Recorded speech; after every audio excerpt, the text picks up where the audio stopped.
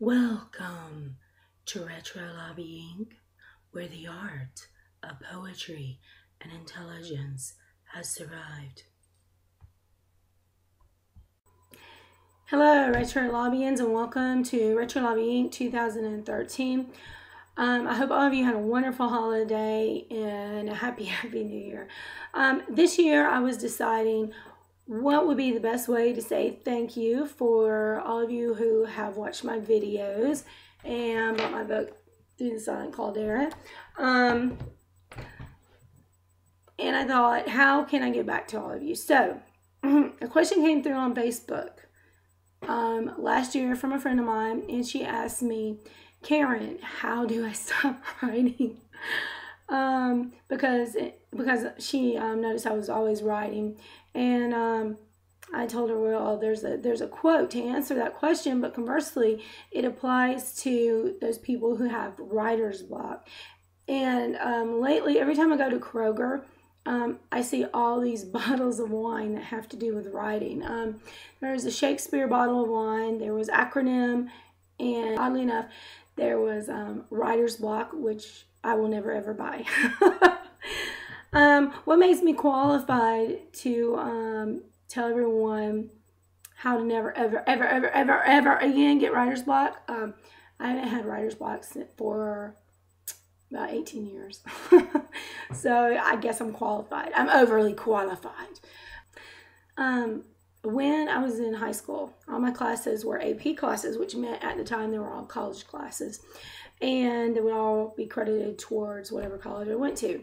So I had this particular teacher named Miss Clay, and she was a very difficult English teacher. I mean, once you hit her class, that was it. There was nowhere else to go when it came to English. But she's a very good teacher.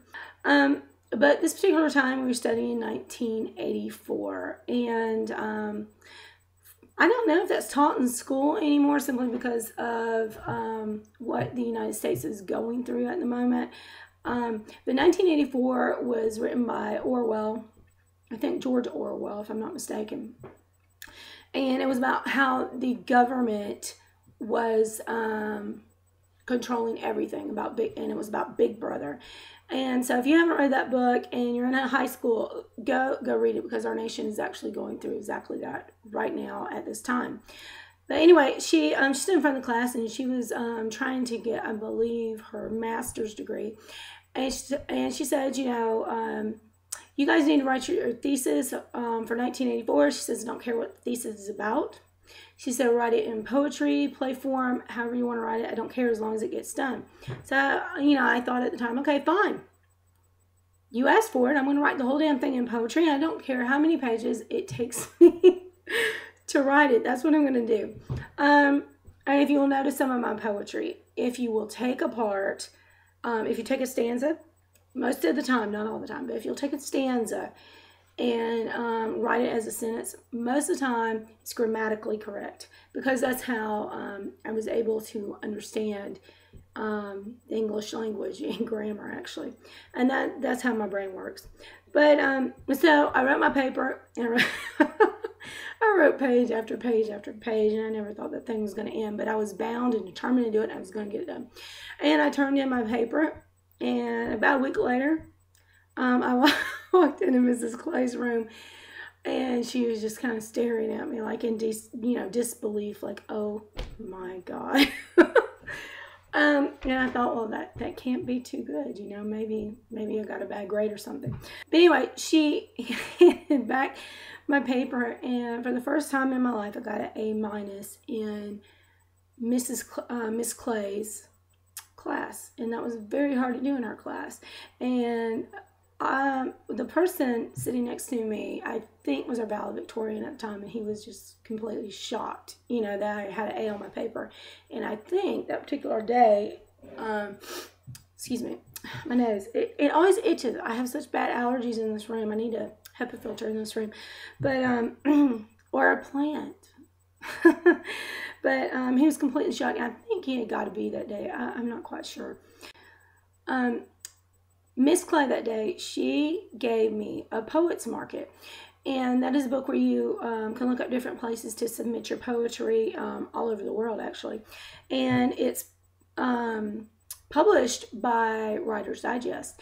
So I did look through the Poets Market, and eventually I bought one. But what I was really interested in is learning the business of writing. So I bought the Writer's Digest magazine, and I had had that coming in for a few years, and then I quit buying it because I would only, kind of scan through it and not really read it. So later, I was in my early 20s, and this is before I started writing through the Silent Cold Era. I was probably around 21, because I think I had already been married at that time. And I was trying to write, and all of a sudden I finished one poem, and then I was just stumped, It's like I didn't know where to go from that particular poem. And I thought, well, this is really weird, because I usually never get writer's block. What's going on?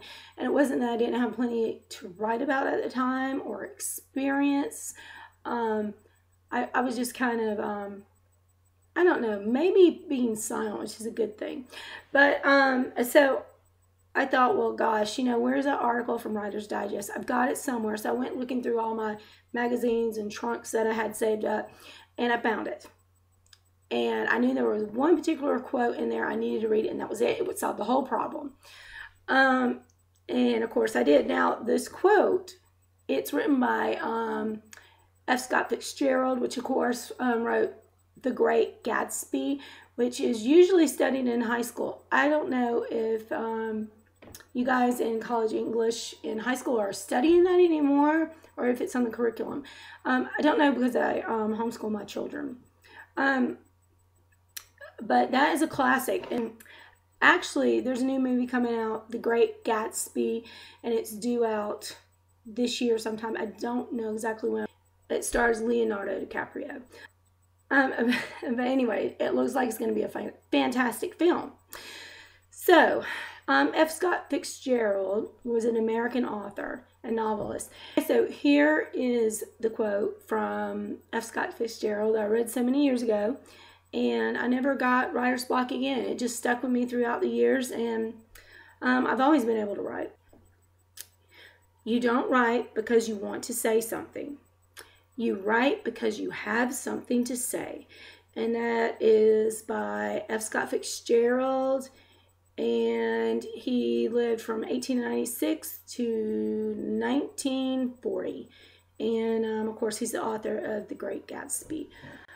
And I hope that helps all of you. I did read The Great Gatsby when I was in high school. I know for some people it is a favorite book, and it is an interesting novel. It's not boring by any means. So go pick it up, go read it, go enjoy it. And I hope that helps all of you. It helped me 18 years ago, and I've never had writer's block again. And I try to write every day. I don't always get a chance because I'm raising my daughters. But sometimes, in the middle of the night, I'll stay up all night and write. So, anyway, love you all. Oh, before I go, before I forget, my friend Leslie redid the cover of Through the Silent Cold Era. The front still looks the same, but the back looks a little bit different, and we splashed some red on the back, and it actually is very symmetrical with the front now, and it really looks great. She did a fantastic job. So that will be the last version ever of Through the Silent Cold Era on the book covers. And oh yes, if you want a signed copy of my book, what you can do is email me, and I will order one in for you, and I will sign it and ship it out. If you're in the U.S., it's going to be $19.95. Plus shipping, which is $2.30. If you're international anywhere, it's going to be $19.95. Okay, plus shipping, which I believe the last time I checked was around $8.30. So if you do want one and you don't want to order it off the internet, you want to order it straight from me, tell me. I'll be happy to sign it. I'll be happy to write whatever inscription you want into it. But if you're in the U.S., you will get it much quicker.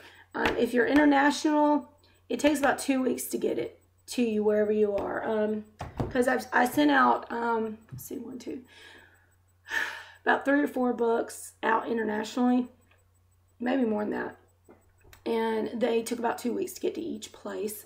So that's what will happen there. So anyway, happy New Year, everyone. I wish you all many blessings, much success this year. And remember, you do not have to buy that bottle of wine at Kroger called writer's block. All you have to do is simply read a quote, and only write when you have something to say. Bye.